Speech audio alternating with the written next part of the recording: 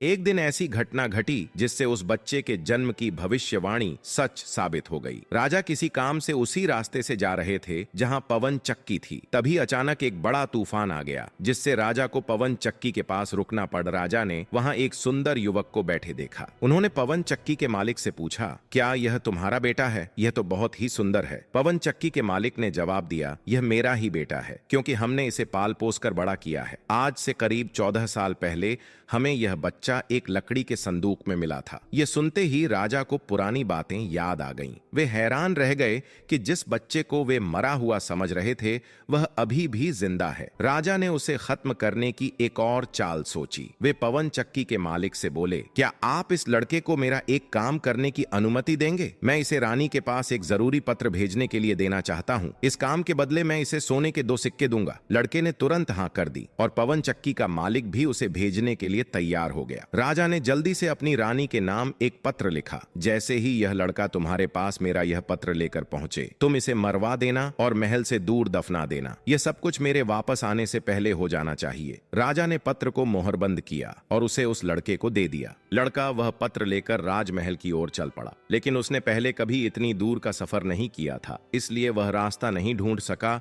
और जंगल में भटकने लगा। शाम हो चुकी थी। अंधेरे में उसे दूर एक हल्की रोशनी दिखी। वह तुरंत उस रोशनी की ओर बढ़ा। वहां एक छोटा सा कच्चा घर था जिसका कोई दरवाजा नहीं था। वह धीरे धीरे अंदर गया तो देखा कि एक बूढ़ी औरत आग जलाकर अकेली बैठी थी। उसे अचानक सामने लड़का दिखा तो वह डर गई। बूढ़ी औरत ने पूछा, बेटा तू कहां से आ रहा है और कहां जा रहा है? लड़के ने कहा, मैं पास के गांव की पवन चक्की से आ रहा हूं और रानी मां को यह खत देने जा रहा हूं, लेकिन रास्ता भूल गया हूं और अंधेरा हो गया। मुझे यह घर दिखा तो मैं यहाँ रात बिताने आ गया। बूढ़ी औरत को उस पर दया आ गई, क्योंकि यह डाकुओं का ठिकाना था और वह उन डाकुओं की नौकरानी थी। उसे डर था कि अगर डाकुओं ने लड़के को देख लिया तो उसे मार सकते हैं। लड़के को जब यह पता चला कि यह डाकुओं का ठिकाना है तो उसे डर लगा, लेकिन रात के अंधेरे में कहीं और जाना भी मुश्किल था। वह पूरे दिन चलते चलते थक चुका था, इसलिए उसे बहुत नींद आ रही थी। बूढ़ी औरत के कहने पर वह घर के एक कोने में चुपचाप जमीन पर लेट कर सो गया। आधी रात के बाद डाकू वहां आ गए। उन्होंने एक अनजान लड़के को सोते देखा तो गुस्से में अपनी नौकरानी से पूछने लगे कि यह कौन है।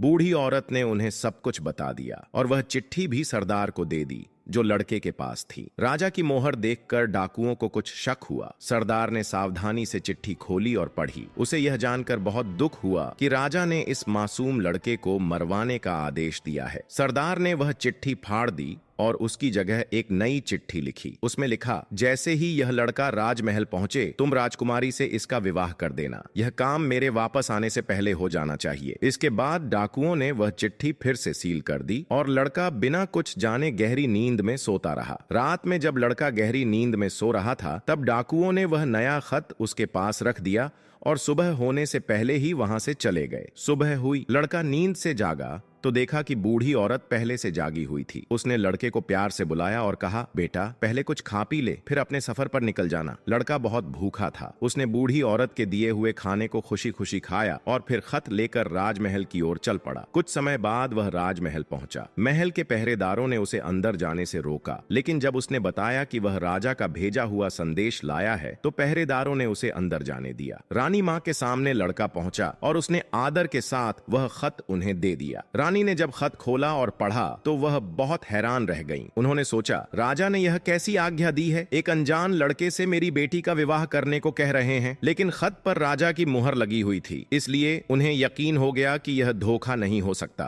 राजा ने जो लिखा है वह सच में करना होगा। राजा के लौटने से पहले ही रानी को अपनी बेटी का विवाह इस लड़के से करना था। रानी ने लड़के को पास बुलवाया। जब उसने लड़के का भोला भाला और सुंदर चेहरा देखा तो उसे बहुत पसंद आया। रानी ने ज्यादा देर नहीं की और अगले ही दिन अपनी बेटी का विवाह उस लड़के से कर दिया। लड़का राजकुमारी के साथ महल में सुख से रहने लगा। दोनों खुश थे। कुछ महीनों बाद राजा अपने सफर से लौट आया। महल में कदम रखते ही उसने सबसे पहले उस लड़के के बारे में पूछा। जब उसे पता चला कि रानी ने राजकुमारी का विवाह उसी लड़के से करवा दिया है तो वह गुस्से से तिलमिला उठा। जिस चीज को मैं कभी नहीं होने देना चाहता था वह मेरी पत्नी ने कर दी। गुस्से में वह रानी के पास गया और बोला, मुझे वह खत दिखाओ जो मैंने भेजा था। रानी ने वह खत निकाला और राजा को दे दिया। राजा ने खत पढ़ा तो उसके उसके पैरों तले जमीन खिसक गई। उसमें लिखा था कि राजकुमारी का विवाह उसी लड़के से कर दिया जाए। उसे यकीन नहीं हुआ। उसने सोचा, जरूर इस लड़के ने चालाकी से रास्ते में खत बदल दिया होगा। राजा ने तुरंत लड़के को अपने पास बुलवाया। जब लड़का राजा के सामने आया तो राजा ने गुस्से में कहा, सच सच बता, तूने रास्ते में मेरे खत को बदला